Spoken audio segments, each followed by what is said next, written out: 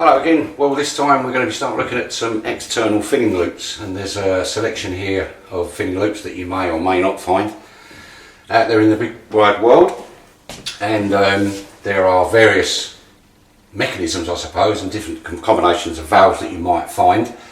You will need to use this type of valve if you haven't got a built-in filling loop on your boiler. Now, if you're looking at the Vaillants, the Plus model Ecotecs and Turbomax Pluses have built-in filling loops.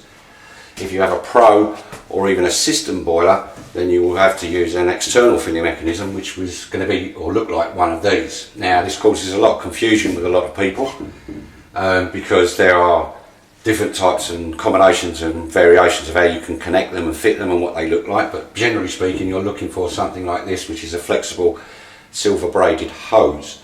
And if you've got something like this, then you've probably identified your filling mechanism. Now we're going to look at this particular one to start off with. Now this, in my opinion, if you've got one of these type of valves using a boiler fix valves, which is what you need a flat-ended screwdriver for, your plumber probably hated you with a passion, because no one in their right mind would use this as a filling loop mechanism, and boiler fix valves generally are wholly unreliable anyway. So it's not a particularly good idea to use this type of valve. I personally hate them with a passion. And we have a little nickname for these type of valves. We call them suicide valves, because that's what you want to do after you've used it. Anyway, to fill up the boiler using this type of mechanism and using a boiler fix valve and screwdriver, you might not be able to see, you probably can or can't see on the boiler there, it's actually on 0. So I need to get some water into the boiler. Now this has got a second valve here, which is a hand one. You may or may not have this with this type of boiler fix valve. So we're going to turn that one on first. Oop. So now we have opened the water up to the central heating system, and then this is connected to your water mains. So you have to be very careful when you use this valve, and you have to use a screwdriver, which is bloody awful. But you have to be very careful, and you put the screwdriver in, you quarter turn, and as you turn the screwdriver, you will hear water going through the filling loop mechanism, and eventually the gauge will go up to the level that you want, and then you must turn it off immediately afterwards. You must not leave this turned on too long, otherwise you will overpressure the boiler, which is not very good news.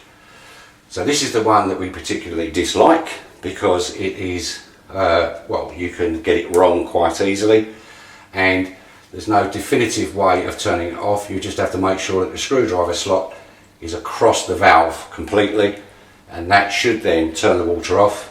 If you've got a second valve, you need to do the same with that. You may have two of these, so you may need to use the screwdriver twice. So there you go. That's the first one, the really bodgy, horrible, nasty, cheap filling loop mechanism into using boiler fix valves, for which you will need a screwdriver for. So after this one, I'm going to move this over in a second, and we're going to have a look at this one, and then we're going to look at that one, and then we're going to look at the really pucker one at the end. So I'll see you in a sec. Right, well, I've just swapped the hose over so we can see the spilt a bit of water there. I do apologise for that. Right, we're going to look at this one now. This is the same mechanism. Basically, you've got your silver braided hose, which is a flexible connection, and we have two lever valves. This is probably the most common type of external filling loop valve that you're likely to see. Very, very simple, very, very easy to use. You simply turn on the first valve, and then as you turn on the second one, you will hear water going into the system. You simply watch the pressure gauge go up on your boiler. When it gets to the right level, or close to the right level, you turn that one off. You turn that one off, and then simply reset the boiler, and hopefully you will then be up and running. Your boiler will be back to normal. So that's probably the most simplest and the easiest external filling loop to use.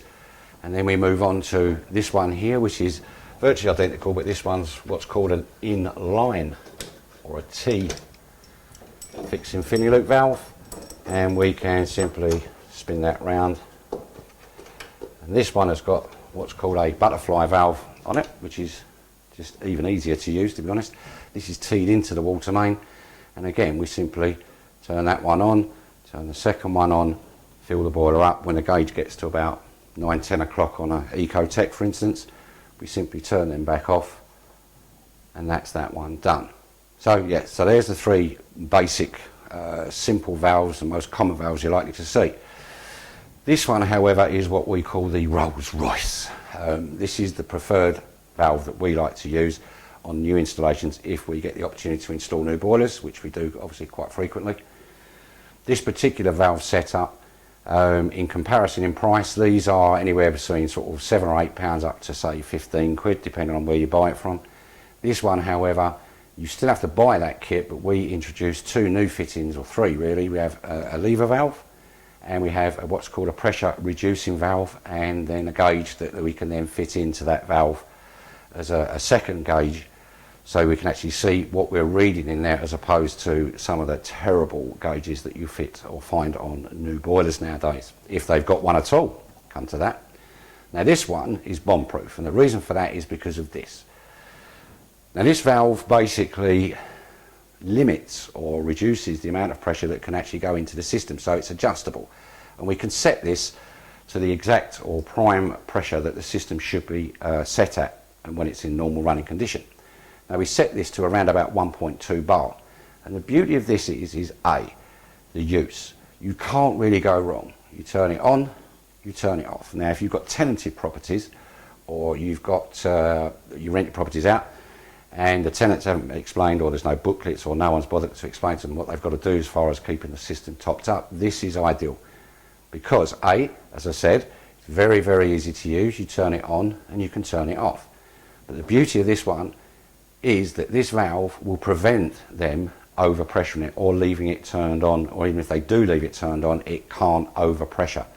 Now if you look at the videos on corrosion and power flushing that we've done, there will be a lot of information there about how systems get corroded very quickly because of oxygenated water. Well, the oxygenated water normally comes from one of these letting by or not turned off properly. Whereas this system, if it goes on and they forget to turn it off, or certainly the boiler fires up and comes into life and they go, oh yeah, lovely jubbly, it's all working, and they walk away and leave that turned on, you cannot overpressure the system. So therefore, at a later date, or if someone spots it, it's just a matter of turning it off and no damage or harm has been done, and your system cannot go over and above the pressure that we preset this at on installation. So this is the Rolls Royce. These are about 20 to 30 pounds, depending again which one you buy and where you're buying them from. Lever valves are 2 or 3 quid. So for an extra 25 to 35 pounds with your existing filling loop mechanism, you're pretty much making the system bomb proof and idiot proof. And that's why we love this valve, and that's why we fit them every time you fit a new boiler, because they are so much better than A, the built-in filling loops on boilers. They are so much more reliable than a built-in filling loop on boilers. And also, if anything goes wrong with this, it's 20 to 30 quid to replace it or fix it, whereas the parts for the boiler filling loop mechanisms can be anywhere between 60 to 100 pounds. So basically, this for us is a no-brainer every time. External filling loop, pressure reducing valve, nice and easy lever for anyone to use, so it's idiot proof. And yeah, that's the way to go as far as we're concerned. External filling loops in a nutshell.